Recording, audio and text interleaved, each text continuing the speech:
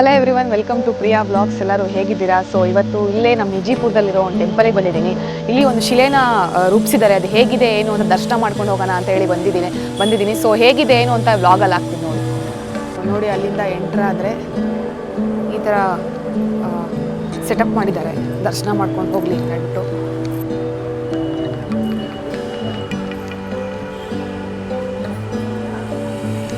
ನೋಡಿ, special entry 100 rupees ಪಾದ ದರ್ಶನ ಮಾಡಬೇಕು. ದೇವ್ರಿಗೆ ಅಂದರೆ 100 ರೂಪೀಸ್ ಕೊಟ್ಟು ಹೋಗಬೇಕು.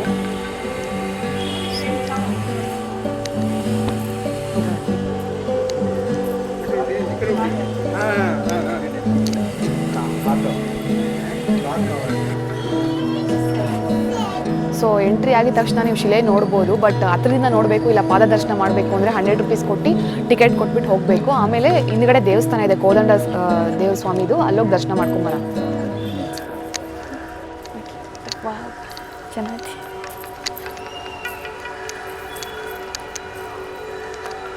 ಸೊ ನೋಡಿ, ಈ ಥರ ಸ್ಟೆಪ್ಸ್ ಎಲ್ಲ ಮಾಡಿದ್ದಾರೆ. ಹತ್ಕೊಂಡೋಗಿ ದೇವ್ರ ಪಾದ ದರ್ಶನ ಮಾಡ್ಬೋದು.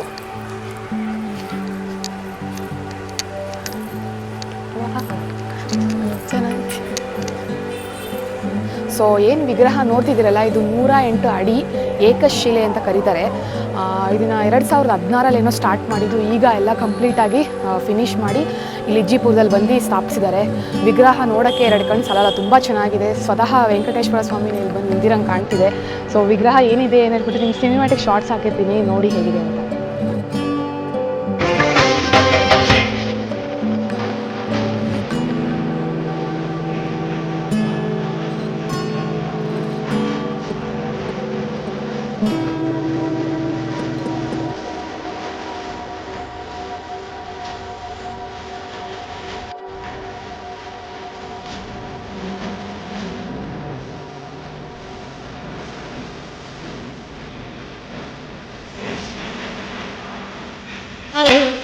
ಈಗ ದರ್ಶನ ಎಲ್ಲ ಮುಗಿಸ್ತೆ, ಅಂದರೆ ವಿಗ್ರಹ ನೋಡೋಕ್ಕೆ 2 ಕಣ್ಣು ಸಾಲಲ್ಲ ಗೈಸ್, ತುಂಬ ಚೆನ್ನಾಗಿತ್ತು ವಿಗ್ರಹ.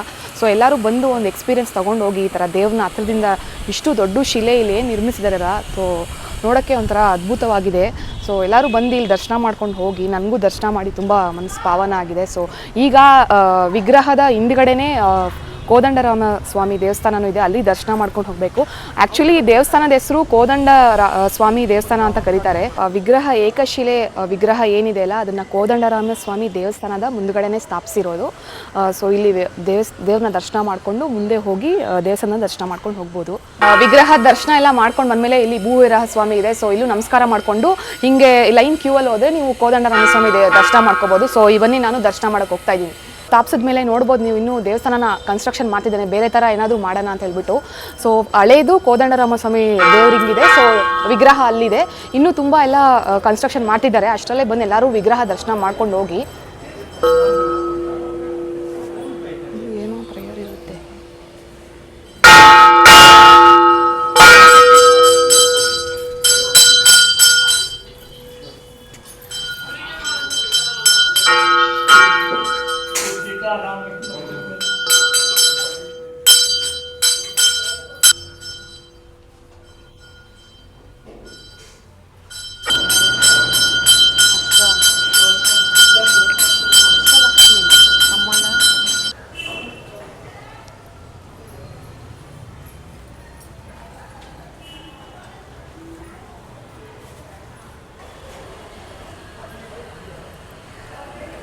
ಸೊ ನೋಡ್ಬೋದು ನೀವು ದೇವಸ್ಥಾನದ ಅಂದರೆ ಹೆಂಗೆ ಸ್ಥಾಪಿಸಿದ್ದಾರೆ ಅಂತ ಹೇಳ್ಬಿಟ್ಟು ಇದು ಮಾಡಿದ್ದಾರೆ.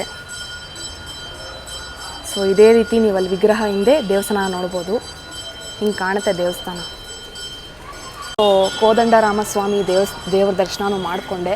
ಸೊ ತುಂಬ ದೇವ್ರಗಳನ್ನ ನೋಡ್ಬೋದು ಇಲ್ಲಿ ವಿಗ್ರಹಗಳನ್ನ ನೀವು, ಲೈಕ್ ಗಣೇಶ, ಆಂಜನೇಯ, ಭೂವಿರಹ ಸ್ವಾಮಿ ಆ ಥರ. ಸೊ ಈ ದೇವಸ್ಥಾನಕ್ಕೆ ಬಂದರೆ ಕಂಪ್ಲೀಟ್ ಒಂದು ಫುಲ್ ಎಲ್ಲ ದೇವ್ರುಗಳ ದರ್ಶನ ಮಾಡ್ಕೊಳ್ಳೋ ಥರ ಆಗುತ್ತೆ. ಸೊ ಎಲ್ಲ ದರ್ಶನ ಮಾಡಿಕೊಂಡು ನಾನು ಈಗ ಹೋಗ್ತಾ ಇದ್ದೀನಿ. ಮಾತ್ರ ಎಕ್ಸ್ಪೀರಿಯೆನ್ಸ್ ತುಂಬ ಚೆನ್ನಾಗಿತ್ತು ಗೈಸ್. ಲೈಕ್ ಇಷ್ಟು ದೊಡ್ಡ ವಿಗ್ರಹ ನಮ್ಮ ಬೆಂಗಳೂರಲ್ಲಿ, ಅದು ಇಷ್ಟು ಹತ್ರದಲ್ಲಿ ನಮಗೆಲ್ಲ ನೋಡೋಕ್ಕೆ ಸಿಗುತ್ತೆ ಅಂದರೆ ನಮಗೆ ಅದು ಅದೃಷ್ಟನೇ ಅಂತಲೇ ಹೇಳ್ಬೋದು. ಗುರುವಾರ ಆದರೂ ನೋಡಿ, ಜನ ಎಲ್ಲ ಶಿಲೆನ ನೋಡೋಕ್ಕೆ ದರ್ಶನ ಮಾಡ್ಕೊಳ್ಳೋಕ್ಕೆ ಆಲ್ರೆಡಿ ತುಂಬ ಜನ ಬರ್ತಾಯಿದ್ದಾರೆ. ಗುರುವಾರ ಆಗಿದ್ರು ನೋಡ್ಬೋದು ನೀವು ಹೆಂಗಿದೆ ರಶ್ ಅಂತ. ಸೊ ಎಲ್ಲರೂ ಆದಷ್ಟು ಬೇಗ ಬಂದು ದೇವ್ರ ದರ್ಶನ ಮಾಡ್ಕೊಂಡು ಹೋಗಿ, ನೋಡೋಕ್ಕೆ ಒಂದು ಅದ್ಭುತ ಇದು. ಸೊ ಸೊ ದೇವಸ್ಥಾನ ಹತ್ರ ಏನೂ ಕಾರ್ ಪಾರ್ಕ್ ಮಾಡೋಕ್ಕಾಗಲ್ಲ, ಯಾಕಂದರೆ ತುಂಬ ಚಿಕ್ಕ ರೋಡು ದೇವಸ್ಥಾನ ಇರೋದಲ್ಲಿ. ಸೊ ನೀವು ಅಲ್ಲೇ ಸ್ವಲ್ಪ ದೂರದಲ್ಲಿ ಮೇನ್ ರೋಡಲ್ಲೇ ಪಾರ್ಕ್ ಮಾಡಿಬಿಟ್ಟು ಲೈಕ್ ನಡ್ಕೊಬರ್ಬೋದು ದೇವಸ್ಥಾನಕ್ಕೆ. ಸೊ ನಾವು ಹಾಗೆ ಮಾಡಿದ್ವಿ, ಯಾಕಂದರೆ ತುಂಬ ಚಿಕ್ಕ ರೋಡ್ ಆಗಿರೋದ್ರಿಂದ ಇಲ್ಲಿ ಪಾರ್ಕ್ ಮಾಡಿದ್ರೆ ತುಂಬ ಕಷ್ಟ ಆಗುತ್ತೆ. ಸೊ ಬನ್ನಿ ಹೋಗೋಣ ಈಗ. ಸೊ ಇವಾಗ ದರ್ಶನ ಎಲ್ಲ ಮುಗಿಸ್ಬಿಟ್ಟು ಮನೆ ಕಡೆ ಹೊರಟಿದ್ದೀನಿ. ಸೊ ಚೆನ್ನಾಗಿತ್ತು ಎಕ್ಸ್ಪೀರಿಯೆನ್ಸು ದೇವಸ್ಥಾನದ್ದು. ಅಂದರೆ ಲೈಕ್ ಅಷ್ಟು ದೊಡ್ಡ ವಿಗ್ರಹ ನಮ್ಮ ಬೆಂಗಳೂರಲ್ಲಿ ಈ ಥರ ಮಾಡಿರೋದು ನಮಗೆ ಅದೃಷ್ಟ. ಸೊ ಎಲ್ಲರೂ ಬಂದು ದರ್ಶನ ಮಾಡ್ಕೊಂಡು ಹೋಗಿ. ನಾನು ದರ್ಶನ ಮಾಡಿ ತುಂಬ ಖುಷಿ ಆಯಿತು. ಸೊ ಇದೇ ಒಂದು ಚಿಕ್ಕ ವ್ಲಾಗ್ ಆಗಿತ್ತು. ವ್ಲಾಗ್ ಇಷ್ಟ ಆದರೆ ಎಲ್ಲರೂ ಪ್ರಿಯಾ ವ್ಲಾಗ್ಸ್ ಸಬ್ಸ್ಕ್ರೈಬ್ ಮಾಡ್ಕೊಳ್ಳಿ. ಆಲ್ಸೋ ಈ ವ್ಲಾಗ್ನ ಎಲ್ಲರಿಗೂ ಶೇರ್ ಮಾಡಿ. Thank you. ಜೈ ಶ್ರೀರಾಮ್.